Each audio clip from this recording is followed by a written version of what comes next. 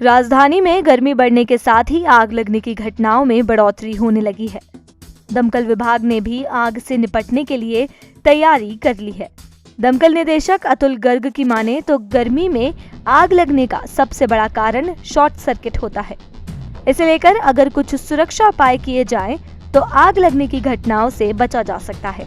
उन्होंने बताया कि बीते फरवरी के मुकाबले मार्च में गर्मी बढ़ने के साथ आग की कॉल भी बढ़ने लगी है। इसे ध्यान में रखते हुए दमकल विभाग ने तैयारी कर ली है। सभी गाड़ियों की मेंटेनेंस से लेकर उपकरण की ऑयलिंग हो चुकी है। गर्मियां जब आती हैं तो कॉल का नंबर ऑलमोस्ट डबल हो जाता है। जैसे मैं बताना चाहूँगा, फरवरी में जो हमारा पर डे का एवरेज 25 से 30 था, वो ऑलरेडी 70 से 80 हो चुका है हमारा। हम लोग ने जो हर साल जैसे तैयारी करते हैं, एक तो हम सबसे पहले काम ये करते हैं, जो हमारी गाड़ियाँ होती हैं, इक्विपमेंट होते हैं, उनकी पूरी ओवरऑलिंग वगैरह हम जनवरी फरवरी में ख़त्म कर देते हैं। गाड़ियों की मेंटेनेंस है, ओवरऑलिंग सिस्टम है, जो हमारी इक्विपमेंट है, लाइटें हैं, उन सबको ठीक कर लेते हैं। अतुल गर्ग ने बताया कि दमकल विभाग ग्रामीण इलाकों में अप्रैल महीने में ही आउटपोस्ट बनाता है।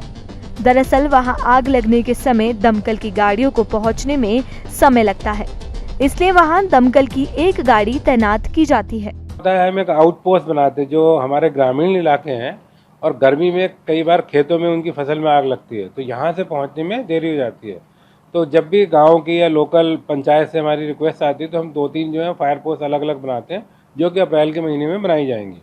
उससे क्या होता है कि इमीडिएट हम एक गाड़ी हमारी पहुंच जाती है, बाकी बैकअप अलग स्टेशन से पहुंच। इसके साथ ही लोगों को जागरूक करने के लिए पब्लिक अवेयरनेस प्रोग्राम भी चलाए जाएंगे। इसकी शुरुआत भी जल्द की जाएगी। इसके अलावा दमकल के कर्मचारियों की छुट्टी भी कम कर दी गई है। पब्लिक अवेयरनेस प्रोग्राम भी चलाएंगे। 14 अप्रैल पे हम वैसे भी चलाते हैं, तो ये भी एक जो पार्ट है, प्रिवेंटिव पार्ट है हमारा जो उसका है। दूसरा क्या हम करते हैं, गर्मियों में हम अपने आदमियों की थोड़ी लीव भी रिस्ट्रिक्ट कर देते हैं, क्योंकि आपको पता है एक फायर स्टेशन में 10-10, 12-12 कॉल हो जाती है, तो हमें मैन पावर की थोड़ी ज़्यादा होती है, आदमी को रेस्ट भी चाहिए, तो हम लीव को भी रिस्ट्रिक्ट कर देते हैं। गर्मियों के समय अधिकतम तापमान 45 डिग्री तक पहुँच जाता है।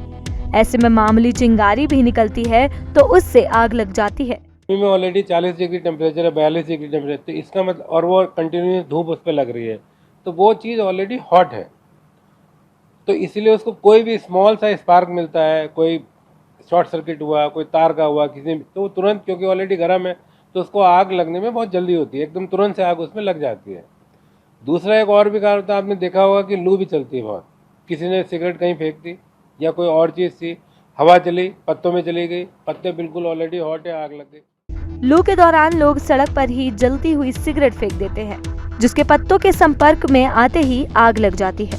फायर निदेशक अतुल गर्ग ने आग से बचाव के उपाय भी बताए। उन्होंने बताया, खाना बनाने के दौरान किचन से दूर ना रहें, मल्टीप्लगिंग ना करें, यह बेहद खतरनाक है। बिजली की वायरिंग की जांच अवश्य करवा लें। एसी को सर्विस करवाने के बाद ही चलाएं। बिजली के किसी भी उपकरण को लगातार न चलाएं। बीड़ी सिगरेट को बुझाने के बाद ही फेंकें। आपको बता दें कि इस साल जनवरी में 1851 आग लगने की कॉल आई थी। इनमें 29 लोगों की जान भी गई थी। वहीं फरवरी में 1700 कॉल आई और 33 लोगों की मौत हुई। 14 मार्च तक 1057 कॉल आई थी और 18 लोगों की मौत हुई। वहीं 2020 में आग लगने की 25,416 कॉल्स आई थी। इन घटनाओं में 305 लोगों की मौत हो गई थी। वहीं 2020 में आग लगने की 25,416 कॉल्स आई थी। इन घटनाओं में 305 लोगों की मौत हो गई थी और 1204 लोगों की जान बचाई गई थी। गर्मी बढ़ने के साथ ही राजधानी में आग लगने की घटनाओं में भी बढ़ोतरी हो रही है। इसके साथ ही उन्होंने लोगों को कुछ सुझाव दिए हैं, जिनका पालन अगर किया जाएगा तो आगजनी की घटनाओं में कमी आएगी।